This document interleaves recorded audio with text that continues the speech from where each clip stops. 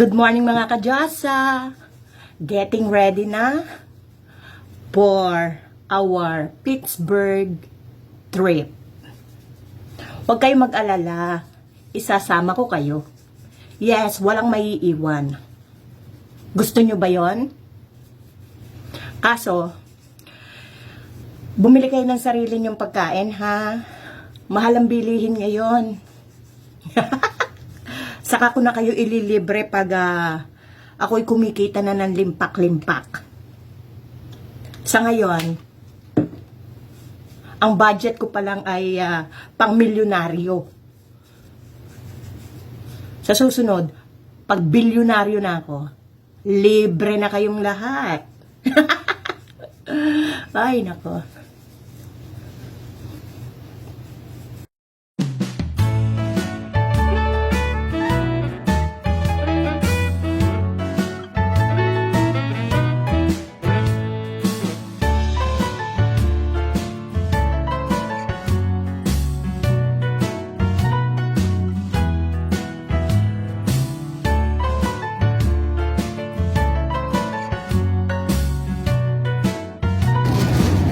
Lunchtime. 12:15 na. Narito kami sa, what do you call this, Myla? Rest stop. Coffee lang ang aking lunch and hard-boiled egg.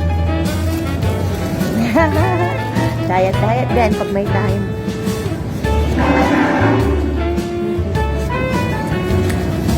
Ang layo. My love, what is your lunch? What is... You like it, right? Yes, not bad. Rice with noodles. Thai yellow curry flavor. Sarap. Cup noodles. Stir fry. Diba? With hard-boiled egg. And then it says, eat at your own risk. Ay, busog na busog ang magjowa. Where are we going next, my love? Flight what? Flight 93 Memorial. Iyon. Natatandaan nyo yung Twin Tower? Sa 9/11? Nung 9/11, pupuntahan namin yung pangalawang plane. Doon siya bumagsak. Yes. Nung magpunta kami dati doon, under construction. Eh ngayon, tapos na raw. Kaya gusto niyang puntahan ulit. Sasama ko kayo! Yes! Walang may iwan, sinasabi ko sa inyo.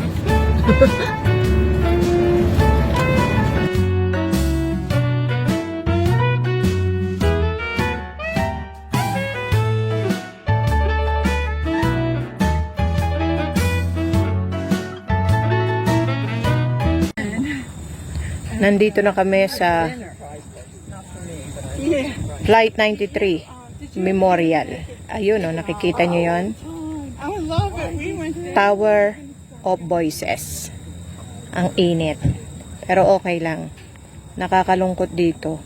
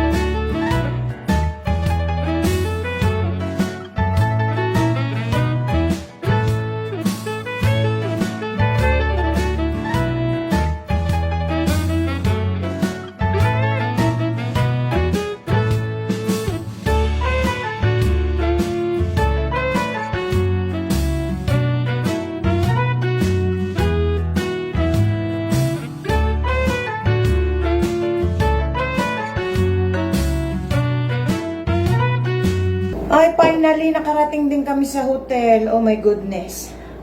Naligaw na naman kami. Kasi naman to si Jowa, may GPS na. Hindi nagko-concentrate. Oh my goodness. Ang sakit sa ulo. Magdi-disinfect muna ako ng room. Kasi medyo may, alam nyo na, yung huling gumamit nito, siguro naninigarilyo. Buti na lang meron kaming disinfectant. At syempre, maliligo muna ang inyong Diyosa at mag-iinit ng food. Kapagod!